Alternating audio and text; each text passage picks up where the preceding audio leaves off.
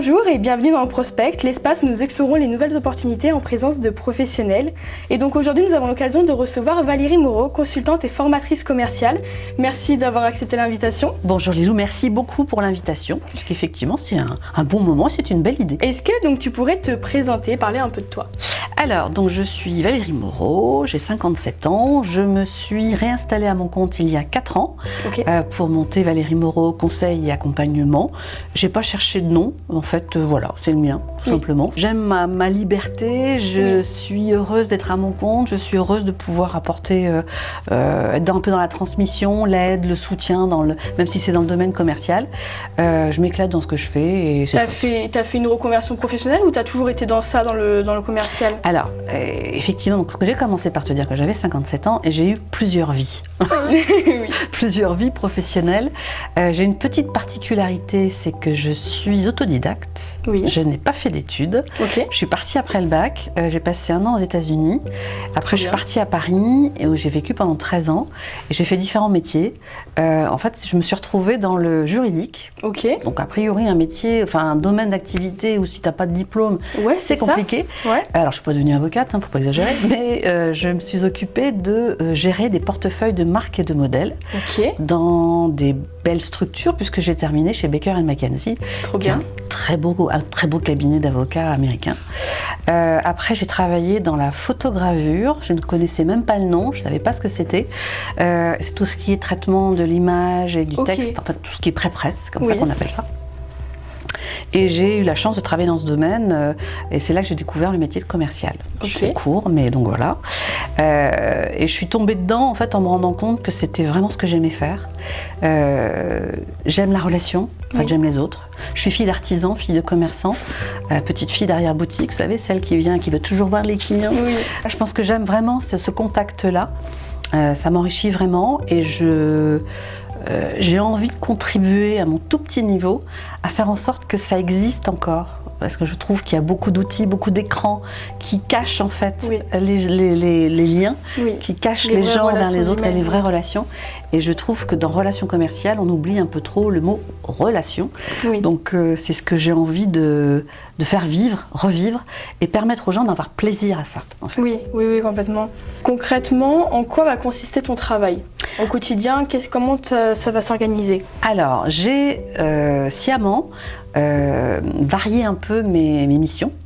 De façon, d'abord, parce que je m'ennuie vite, donc il faut qu'effectivement il y ait une diversité, sinon ça va plus. Donc j'ai la chance de donner des cours dans une école de commerce. J'ai fait ça pendant 2 ans. J'ai une petite partie dans le social également. J'accompagne des gens qui sont très éloignés de l'emploi pour leur apporter un peu les codes de l'entreprise, tout ce qui peut être compliqué pour certaines personnes qui n'ont pas travaillé depuis des années et des années. Donc ça, c'est une partie que j'aime bien aussi. Mon organisme est certifié Calliope. Donc je peux aussi donner des formations dans des entreprises, donc des formations toujours dans le domaine commercial, je reste dans ce domaine-là. Je fais également des coachings individuels pour permettre aux entrepreneurs, donc aux solopreneurs ou à des commerciaux ou à des PDG de petites structures, de PME, de se réconcilier avec le commerce, de casser un peu aussi toutes les croyances limitantes qu'on peut avoir à ça. On se raconte énormément d'histoires par rapport au commerce, donc de casser un peu tout ça et de retrouver le plaisir de soulager en fait, parce que souvent on s'installe à son compte parce qu'on sait faire quelque chose dont les autres ont besoin. Donc on se positionne trop en celui qui vend, il faut qu'on se positionne en celui qui solutionne des problématiques. Déjà ça change la posture et ça facilite grandement ce chemin.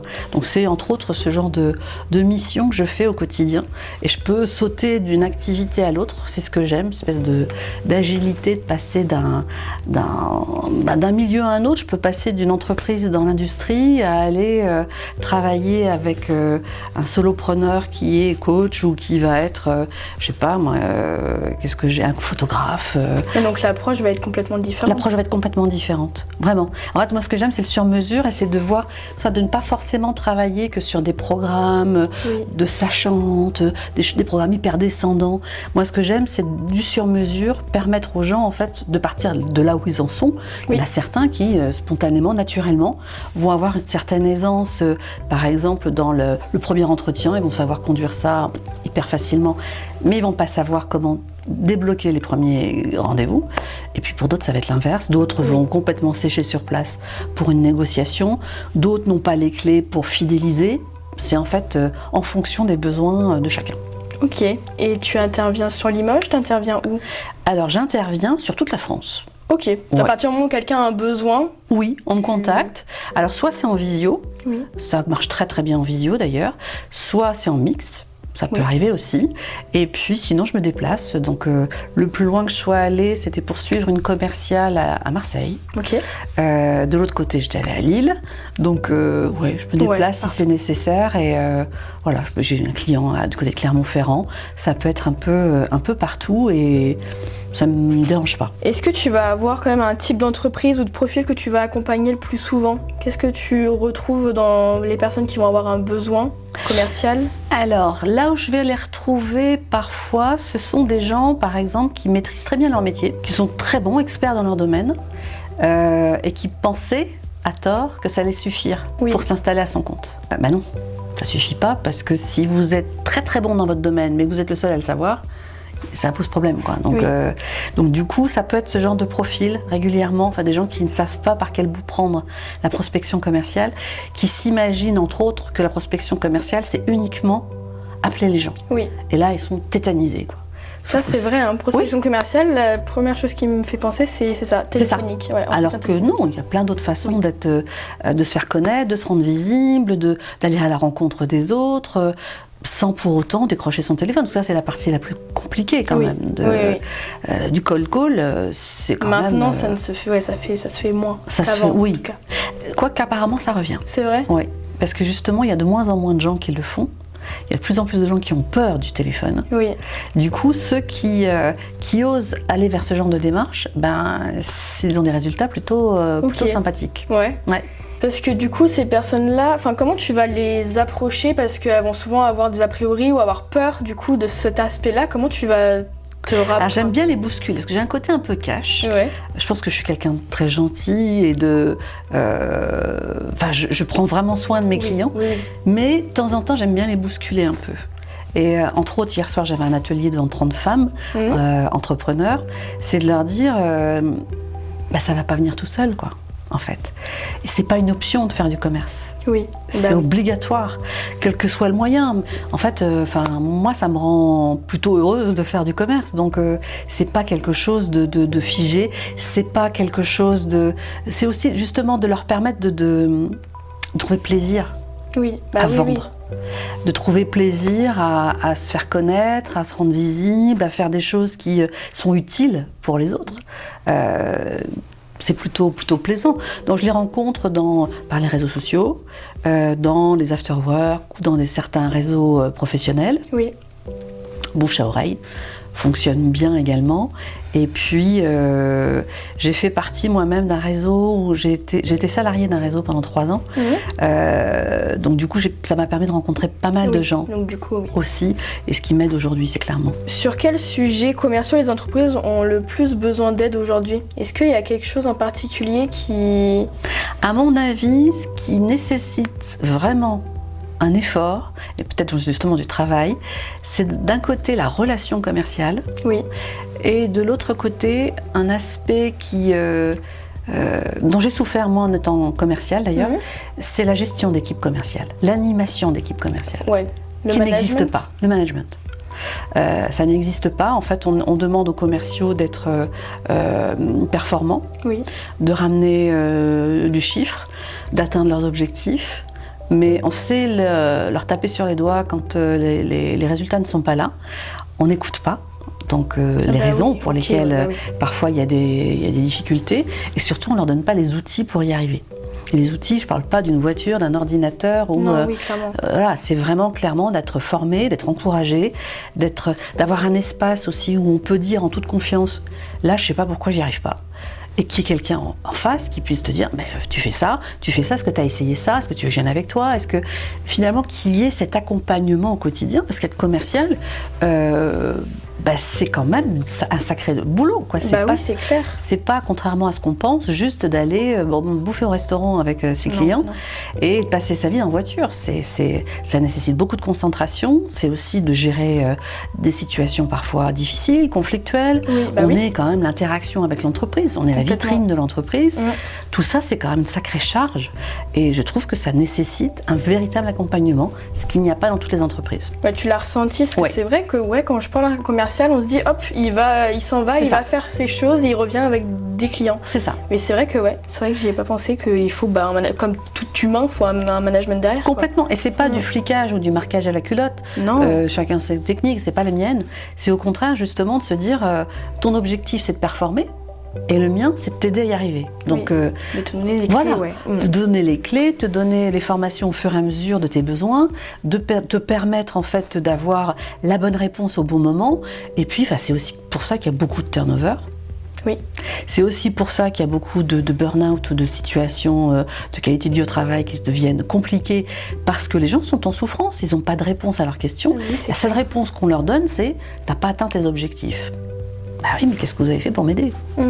C'est un peu la réponse qui pourrait être donnée et qui, à mon avis, peut être un effort des entreprises pour les accompagner. Parce que parfois, dans certaines PME, ils n'ont pas les moyens, ça je le comprends complètement, d'embaucher un directeur commercial. Donc là, ça peut être une solution de prendre quelqu'un en partagé. Moi, je peux être là une fois par mois même, une fois par semaine, en fonction des budgets des entreprises, mais d'être vraiment en soutien. Oui. En soutien, en réponse à leurs problématiques et dans l'accompagnement pour aider l'entreprise en fait à améliorer leur chiffre d'affaires. C'est aussi tout simplement. Oui, tout simplement. Qu'est-ce que tu apportes concrètement aux équipes, aux entrepreneurs que tu formes ? C'est-à-dire, une fois que tu les as accompagnés, qu'est-ce qu'ils disent ? Ils disent qu'ils ont été soulagés, qu'ils ont eu une épaule sur qui s'appuyer, ça va être quoi ? Alors ils vont dire déjà qu'ils ont changé de regard. Sur le commerce, et ça c'est vraiment en fait ce que je souhaite, parce que bien souvent les gens ils arrivent, ils sont tétanisés à l'idée de vendre quand ce ne sont pas des commerciaux. Quand un commercial est tétanisé à l'idée de vendre, il y a un problème. Un entrepreneur ça peut être normal, et du coup quand il a envie de s'y mettre. Typiquement, moi, c'est ça. Entre chaque séance, je vais donner des devoirs, je vais donner des choses en disant bon, là, il faut que tu appelles machin, casser un peu toutes les réponses qu'on a de protection. C'est un exemple que j'ai cité encore hier soir d'une cliente qui j'ai demandé tu as appelé monsieur machin comme tu devais le faire ? Non, vraiment, j'ai pas eu le temps de la semaine. Alors, je dis tu vas pas me la faire à moi parce qu'un appel, ça prend 5 minutes. Donc, d'ici la prochaine séance, tu auras fait l'appel. Oui. C'est pas de se dire, et c'est en toute bienveillance, c'est juste de dire, je vois ta façon de glisser ça sous le tapis, je comprends bien que c'est de la peur, on va en parler, on va travailler le sujet, et c'est ça en fait ce qu'elles apprécient, je dis elles, parce que c'est bien souvent des femmes, elles apprécient le fait que je les bouscule un petit peu et que du coup elles sont hyper contentes d'elles parce qu'au bout du compte elles y arrivent, elles trouvent leur propre style. Cette femme entre autres, elle sa prospection, ce qu'elle aime c'est aller voir les gens. Donc elle ne va pas le faire par téléphone, elle ne va pas le faire par les réseaux sociaux, elle va directement voir les gens. C'est génial. Mais ça, en fait, pour elle, la prospection, c'était uniquement le téléphone. Non. Donc non, Voilà. Donc ça lui a permis de découvrir son propre style, sa propre méthode, sa propre stratégie. Et du coup, ça roule. Elles sont super contentes, quoi. Bien sûr. Parce qu'elles font ce qu'elles voulaient de base, c'est juste qu'elles n'ont pas eu la méthodologie. Absolument. Et de s'autoriser à faire en fonction de qui elles sont. Oui, de personnaliser un peu leur parcours, de comment elles font, quoi. Complètement. Et pourquoi tu dirais que c'est plus de femmes dans l'aspect commercial ? Alors, dans le coaching, pour les entrepreneurs. Oui. Pour les entrepreneurs, celles qui vont se remettre en question sur le plan commercial, je trouve que les femmes le font plus facilement. Alors, Les hommes ont le sentiment de savoir-faire, donc c'est plus compliqué qu'ils soient à l'écoute, en fait, même des conseils ou des choses, se dire, mais ça je l'ai déjà fait, non mais ça je l'ai déjà fait. Non, parce qu'en fait, il y a quand même une grande qualité aussi dans le commerce et dans la prospection, en tout cas, c'est la persévérance. C'est bien de l'avoir fait une fois, mais ça suffit pas, quoi. Si tu l'as fait qu'une fois, il ne va pas se passer grand-chose. Il faut répéter, il faut renouveler, il faut passer par un autre moyen de communication, il faut tenter à nouveau, y retourner. C'est une espèce de persévérance, de courage, et voilà, les hommes ont l'impression que parce qu'ils ont fait une fois le truc, ça devrait marcher. Les femmes acceptent en fait l'idée de mettre en place un certain nombre de tunnels de vente, des actions qui vont faire en sorte de répondre à leurs attentes. Ok, c'est super intéressant. Comment va se dérouler généralement un accompagnement, une formation avec toi? Tu vas aller les voir, tu vas faire une sorte de diagnostic, après tu vas les accompagner, à la fin il y aura un suivi, j'imagine? Alors, soit donc on parle d'un coaching individuel, donc on tombe d'accord sur le nombre de séances et voilà, on démarre. En général, au premier entretien, ce sont des séances d'1h30 à 2h. En général, à la première séance, je vois le principal frein. Ouais, ça peut être un manque de confiance en soi, ça peut être la peur de déranger, ça peut être un problème lié à l'argent. C'est une question de posture, de positionnement. C'est parfois des gens qui n'ont pas encore renoncé à leur statut de salarié. Et du coup, en fait, dans des transitions professionnelles, il y en a plein. Des gens qui vont changer de métier, qui vont se retrouver salariés, c'est pas la même, quoi, hein. Ou qui ont été commerciaux, mais pour une entreprise. Vendre un produit, un service d'une entreprise qui nous paye pour ça et se vendre soi-même, c'est pas la même non plus. Ouais, c'est clair. Donc déjà, on voit tout de suite la problématique et puis après, c'est vraiment du sur-mesure. Donc on commence à retravailler, de voir la cible, mais il y a des étapes sur lesquelles, pour certains, ça passe très vite. Ils savent très bien qui ils vendent et ça, ils ont déjà défini la cible, de savoir comment leur parler, où les trouver, etc. Tout ça, ils ont déjà travaillé. Et puis pour d'autres, ça va être la négo, où ils plient tout de suite. Enfin, j'adapte en fonction des besoins de chacun. Et le fait d'être en face à face, en visio, hein, parce que les 3/4, ça se fait en visio, on avance vite en fait. Bah oui, c'est clair. Et j'ai l'impression que les gens me font rapidement confiance. Du coup, les rideaux tombent assez facilement. C'est pour eux en fait, hein. C'est le fait aussi de payer, c'est important aussi parce que justement c'est un investissement qu'ils font sur eux. Et de se dire mon objectif c'est de dépasser certains de mes freins, donc pour ça il faut les exprimer, il faut les travailler ensemble et avancer, quoi. Et ça peut te prendre, du coup, un accompagnement peut prendre des fois que quelques semaines comme plusieurs mois. En général c'est de 6 à 8 semaines. Ok. En vrai, c'est rapide. C'est rapide, ouais, je trouve. Ouais, c'est comme si je les mettais sur les rails, en fait. Tu vois, on démarre un truc, là, c'est comme s'il y avait 12 autoroutes devant, en se disant « Wow, je sais pas quelle est la mienne ». Et petit à petit, on resserre le truc et on prend la bonne vitesse, on teste des trucs. Parce que c'est quand même l'avantage par rapport à une journée de formation où on repart de la journée en disant c'est génial, j'ai tout compris, et puis 3 jours après, ça y est, on est rattrapé par notre routine et on fait autrement. Là, c'est vraiment d'une semaine sur l'autre, on applique ce qu'on vient de voir, parce que moi je leur demande, et ça me fait rire parce qu'il y en a certaines qui me disent « Oh là, je vais voir Valérie demain, il faut que je fasse mes devoirs ». C'est rigolo. C'est rigolo parce que c'est ce sont des adultes, des gens qui bossent, qui gagnent leur vie, mais en se disant il faut faire les trucs, quoi. Et on se rend compte que c'est quelque chose qui fonctionne chez beaucoup de gens. Oui, c'est ça, qu'il y ait quelqu'un derrière, en fait, qui leur dise quoi faire, en tout cas au début, et après ça les motive pour faire le reste. Absolument. Et tu as tous les âges ? T'as des étudiants, t'as tous les âges? Oui, parce qu'en plus je travaille avec le programme Pépite, c'est l'université de Limoges, les étudiants entrepreneurs. Donc oui, j'ai vraiment. Ce matin, j'étais avec un jeune doctorant en maths qui est en train de se lancer, et j'adore toute cette variété de profils, d'approches, de vision aussi, et de commerce et de l'entrepreneuriat, et c'est hyper riche. Enfin moi, chaque accompagnement m'apporte quelque chose. Une nouvelle vision, une nouvelle façon de voir. Est-ce que ça va ensemble? Est-ce que c'est un métier un autre entre consultante et formatrice? Tu vas former les gens, mais c'est quoi la différence, ou alors comment ils sont complémentaires, ces deux métiers? Moi, déjà j'ai changé le terme parce que je m'étais dit consultante. Et en fait, ça parlait pas tant aux gens que ça. Quand j'ai dit coach commercial, ça a changé la donne. C'est clair. Comme si coach c'était plus dans l'action. Dans quelque chose un peu immédiat. Donc le coaching, c'est des séances souvent individuelles et donc par semaine. Donc il y a une espèce de graduation comme ça dans le temps et dans les efforts et dans les résultats. En fait, on voit un peu les progrès sur les... C'est quelque chose qui s'installe parce que c'est... Et les formations, ce sont des formations en entreprise, des formations d'équipe sur différents thèmes. Ça peut aller de l'accueil, la vente, ça peut... en magasin, pourquoi pas. Ça peut aller de la négociation dans l'industrie, ça peut être différents domaines en fait d'activité. Et l'idée, c'est une journée de formation avec un programme, avec voilà, une partie question, mais c'est vraiment une journée de formation basique, quoi, qui dure 7 heures et avec un questionnaire de satisfaction à la fin, etc. Ce que je propose de plus en plus, qui me paraît presque indispensable, c'est après ces journées de formation, c'est d'avoir 2 mois après une séance de coaching pour dire, ok, donc on a fait cette journée de formation, qu'est-ce que tu as retenu, qu'est-ce que tu as mis en application, où est-ce que ça a buté. C'est ça, pour voir si ça a servi à rien, entre guillemets, ou pas, quoi. C'est ça. Parce que du coup, et je l'annonce au moment de la formation, de façon à ce que les personnes, en fait, soient dans ce mouvement. Ça veut dire que la formation, elle peut s'étirer pendant 2 mois. Et puis que les gens puissent noter là où ça a été un peu plus compliqué à certains moments et d'en discuter ensemble. Quels outils ou méthodes tu vas utiliser pour aider les personnes à progresser ? Alors, l'une des méthodes que j'aime beaucoup, c'est le codev. J'ai été formée au codéveloppement.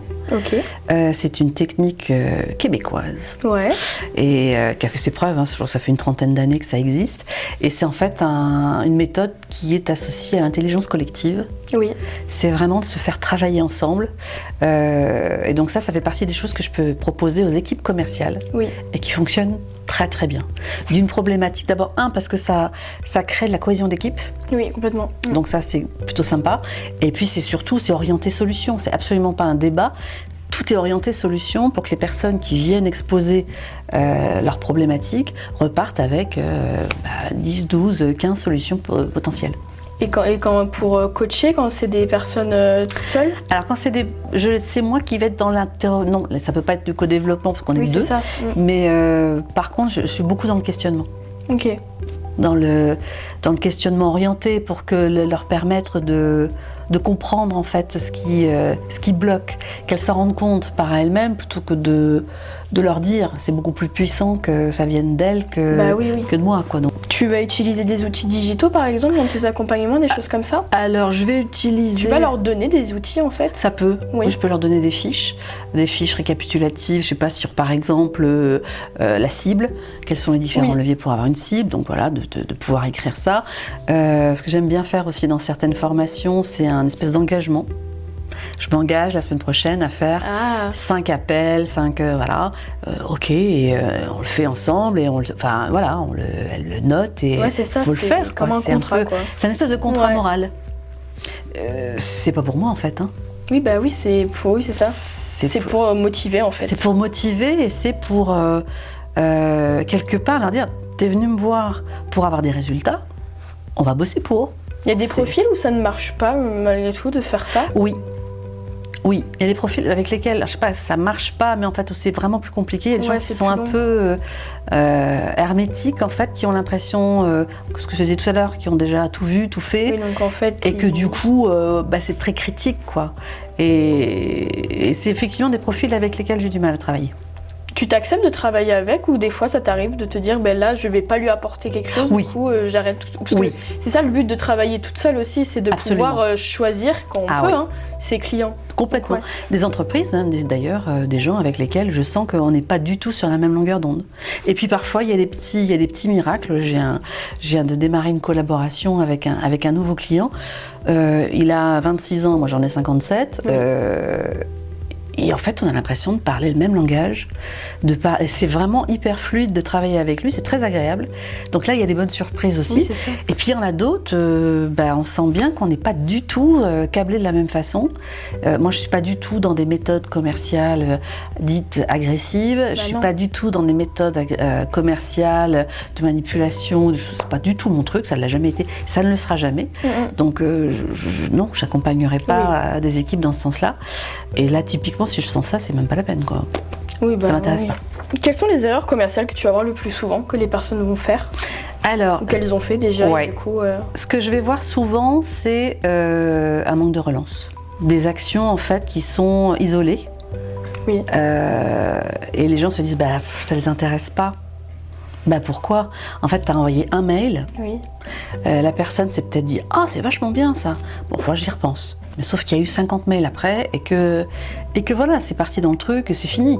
Par contre, si tu as pris le temps de prendre un contact par LinkedIn, qu'en plus après tu as envoyé un petit mail, que tu as passé un petit coup de fil, que tu l'as rencontré dans un after-work, etc., tu multiplies les chances quand même qu'à un moment donné de se dire, il faut qu'on se rencontre, quoi. Oui, c'est clair. Mais ça, c'est comme tout, même un entretien d'embauche, en fait, il faut relancer les demandes, c'est comme tout. Ouais. Mais tu vois, ce qui nous paraît, à mon sens, le commerce, c'est quand même beaucoup de bon sens. Oui. Mais on n'a pas tous le même. Oui, et puis même, on peut avoir un déclic après, se dire, mais c'est vrai que... Ou alors être submergé de son travail et du coup, penser qu'on n'a pas le temps, mais après, comme vous le dites, un appel, ça dure 5 minutes, donc c'est juste le temps de... On procrastine parfois pour de mauvaises raisons. Oui. Oui. C'est un truc de se dire des trucs qu'on dit, oh là là, j'ai vraiment pas eu le temps. Et puis qu'est-ce que ça m'arrange. Oui, c'est ça, oui. Il y a un peu... Alors que de s'organiser, de se faire une espèce de routine. L'autre erreur aussi, c'est quand une activité marche bien. Oui. Parce que ça y est, toutes les graines commencent à germer. Ça y est, c'est parti. Et les gens pensent que c'est parti. Du coup, ils se reposent sur leur laurier. Du coup, ils se reposent complètement et ils arrêtent la prospection, ils arrêtent de se rendre visibles, etc. Et ça, c'est une grave erreur parce que ça peut descendre aussi vite que c'est monté. Donc, non. Il faut entretenir la relation, en fait. Il faut entretenir la relation, il faut entretenir la visibilité. Et c'est même à la limite, quand ça marche fort, qu'on est le meilleur parce qu'on n'a pas faim. Qu'on est dans une belle énergie qui donne envie, et pas quand on est complètement désespéré parce que l'entreprise va pas bien. Là, en fait, j'ai eu d'ailleurs le cas une fois d'une femme qui m'a dit, en gros, il me reste 3 semaines d'indemnité de France Travail. Et c'est trop tard. Et on peut essayer, mais enfin non, ce sera pas. On peut pas faire des miracles en 3 semaines là-dessus, en tout cas. Ou là, clairement, pour sécuriser même cette personne, je disais de chercher un emploi, quoi, parce que là, c'était une situation qui était compliquée. Les choses se préparent. Le commerce, c'est vraiment un travail de fond, un travail de patience, de persévérance. C'est un peu comme l'entrepreneuriat d'ailleurs. Il faut quand même être costaud. Oui.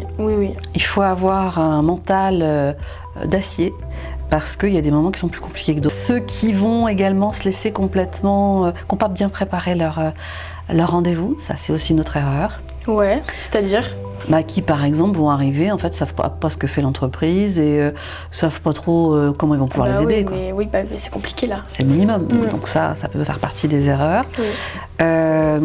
Ceux aussi qui vont plier la première objection. C'est courant.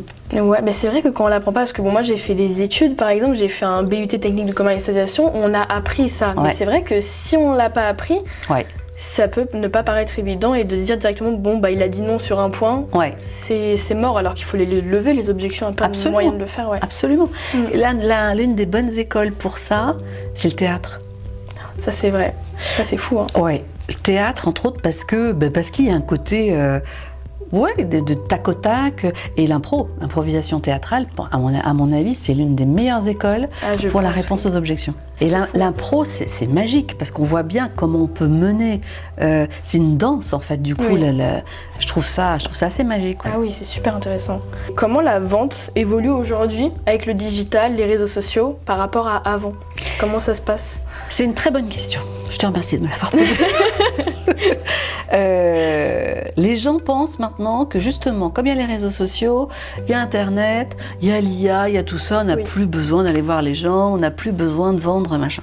Ceux qui vont continuer à aller voir leurs clients, ceux qui vont continuer à décrocher leur téléphone, à avoir un vrai relationnel avec leurs clients, c'est eux qui vont remporter la mise. Alors je suis peut-être d'une nature optimiste, mais moi je pense qu'on est bien loin justement de la fin de la relation commerciale. Au contraire, c'est ce qui fera toute la différence. Aujourd'hui, je reçois par exemple des messages quasiment au quotidien sur LinkedIn, des trucs automatisés, mais je trouve ça vilain. 9 fois sur 10, ça tombe complètement à côté de la plaque. Oui, aussi. Je suis pas du tout concernée, je suis pas du tout dans la cible. Et puis je trouve ça moche. Je préfère, et j'ai eu le cas il y a quelques temps de ça, recevoir un message un peu maladroit, mais tellement humain, et qui en plus me concerne vraiment. Là, je vais répondre. Et puis je sens qu'il y a une personne de l'autre côté. plutôt qu'un ordinateur. Je ne veux pas parler avec une intelligence artificielle, quoi. C'est pas le but. Donc moi j'ai envie de parler avec des vrais gens. Et d'ailleurs de temps en temps de sortir du tout digital pour ramener vers l'humain. Ça m'est arrivé quand j'ai redémarré mon activité d'envoyer des messages via LinkedIn pour proposer à des gens dans notre région d'aller prendre un café. De se dire on va échanger sur un réseau social alors qu'on est peut-être à 200 mètres l'un de l'autre, quoi. Ouais, ça c'est clair. Allons prendre un café, on discutera de la même façon et c'est chouette, ça change tout. Il y a tous les signaux faibles, il y a tout ce qui va se passer. Et puis entre autres, ce qu'on parlait tout à l'heure, la confiance. Elle est là ou elle n'est pas là. Elle n'est pas là, on passe son chemin. Elle est là, elle s'installe, c'est génial, on peut peut-être travailler ensemble. Ça devrait se passer comme ça. Et avec un écran, moi je trouve que c'est un peu plus compliqué quand même. Après, il faut les deux. Oui. Vous êtes d'accord avec ça? Bien sûr. Il faut les deux. Bien sûr. C'est une aide. C'est une aide géniale. C'est un support et le mieux, c'est de faire par exemple des événements ou d'envoyer des messages pour aller voir les personnes directement. Oui, que ce soit des outils, bien évidemment, l'intelligence artificielle, je m'en sers aussi. Il faut se servir de tous les outils qu'on a en main, c'est une évidence. Ça nous fait gagner du temps, ça nous permet d'avoir des présentations encore plus jolies. Enfin, c'est évident que c'est une aide incroyable. Par contre, qu'on ne le laisse pas faire notre travail à notre place, quoi. Et le commercial, c'est de l'humain, donc il ne peut pas le faire, tant mieux. Que vous pensez, est-ce qu'on a eu la prospection téléphonique qui de base ne se faisait plus trop, mais là ça commence à revenir? Est-ce que le print, les choses comme ça, est-ce que vous pensez que ça marche? Est-ce que ça peut marcher? C'est une question là que je viens d'avoir. Le print, vous savez, comment on appelle ça? Les flyers? Les flyers, oui. Alors, j'en discutais hier soir dans mon atelier, avec tous ces entrepreneurs. Alors je leur disais, ça fait partie du package, on s'installe à son compte, on a notre pot à crayons qui est bien rempli avec des crayons tout neufs, de toutes les couleurs. On a un beau machin de table là, on a un site internet, des cartes de visite et les flyers. Et alors les flyers, dans 90% des cas, ils sont en carton dans un placard. C'est bien de faire des flyers, pour faire quoi? Oui, c'est ça. En fait, chaque action, on doit déjà connaître l'objectif, de se dire je vais faire des flyers parce que je vais les distribuer à telle occasion, parce que je vais assister à un salon, etc. Et que du coup, ça va me permettre d'accélérer la communication. C'est un outil de marketing qui peut servir la vente. Mais par contre... c'est comme tout, il faut un objectif derrière. Il faut un objectif derrière. Comme un site internet, est-ce que c'est vraiment indispensable au début de son activité? C'est, à mon sens, pas la priorité. Moi, j'ai attendu 3 ans avant d'en avoir un. Je suis ravie d'avoir le mien maintenant, mais qui est très beau. C'est Hélène Berthier qui l'a fait. C'est vraiment un très très beau site. Mais en tout cas, voilà, au début, ça me semblait pas être indispensable. Et mes flyers, que j'ai fait faire comme tout le monde, parce que j'ai fait les mêmes bêtises aussi. C'est aussi ça qui me permet d'aider les gens. C'est que je suis pas parfaite. J'ai fait des bêtises, j'ai perdu du temps sur certains trucs. Si ça peut me permettre aujourd'hui de faciliter le chemin pour les autres. Et les flyers, j'ai mon carton de flyers dans le placard. Donc je suis pas très fière. D'abord parce que par rapport au papier, c'est de se dire aussi. C'est pour ça que je suis pas sûre que c'est un vrai avenir. C'est un soutien. Si par exemple, pour les gens qui font du porte-à-porte, vous disiez, alors, le flyer, on en fait pas. Moi, le flyer qu'on met juste dans la boîte aux lettres, un flyer, si on sonne à la porte, déjà, et voilà. On dit bonjour, je suis paysagiste, c'est le mot que je cherchais. Je suis paysagiste, je voulais vous proposer mes services. Bon, j'ai pas le temps. Ok, je vous laisse un flyer dans la boîte aux lettres. En fait, la personne. Ça change tout. Ça change tout. Il y a un visage, il y a une voix, il y a une. Oui, ça change tout. Ça permet d'avoir une vraie relation, que ce truc complètement impersonnel, ou au moins mettre une photo. Oui, aussi, oui. Déjà. Même sur une carte de visite, ça c'est aussi l'un des trucs sur lesquels moi je suis à fond pour mettre une photo sur la carte de visite. C'est absolument pas un truc d'égocentrisme, c'est vraiment pour se dire la personne en face de moi, elle va pas se souvenir de moi. Parce qu'elle va pas se souvenir de Valérie Moreau qui fait des formations commerciales et du coaching commercial. Si elle voit la photo en plus, je suis sûre qu'elle va s'en souvenir. Donc ça renforce finalement les outils. Et selon toi, quelles sont les qualités essentielles pour être un bon commercial aujourd'hui? L'écoute. L'écoute, la curiosité, l'humilité. Moi, je pense qu'un bon commercial parle peu pendant l'entretien. Mais il écoute. Il questionne. Il comprend, en fait ce dont a besoin son prospect ou son client pour se positionner exactement là où on a besoin de lui en fait. Moi, un commercial qui me parle pendant un quart d'heure façon catalogue de son travail, je vais décrocher rapidement, quoi. Par contre, quelqu'un qui va écouter ce dont j'ai besoin, ma problématique du moment, et qui a une proposition ciblée à me faire, je vais me dire, il a compris. Et si une entreprise ou un entrepreneur souhaite se faire accompagner, comment il peut te contacter? Alors, il y a différents moyens. D'abord, j'ai mon site. Donc, c'est www.valerie-du6moreau.com. Sinon, je suis visible sur LinkedIn. Et sinon, c'est par téléphone au 06 86 00 32 35. On peut même avoir un rendez-vous de diagnostic que j'offrirai avec plaisir pour savoir si je peux travailler ou en tout cas les aider dans leur fonctionnement commercial ou pas. Dans certains cas, c'est pas nécessaire.